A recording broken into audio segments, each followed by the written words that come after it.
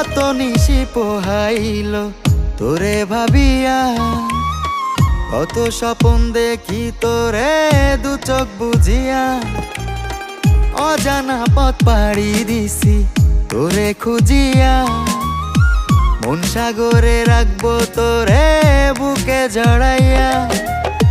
তোর ভাবনার ঘরে আমি ডুবে মরেছি ও মাইয়া।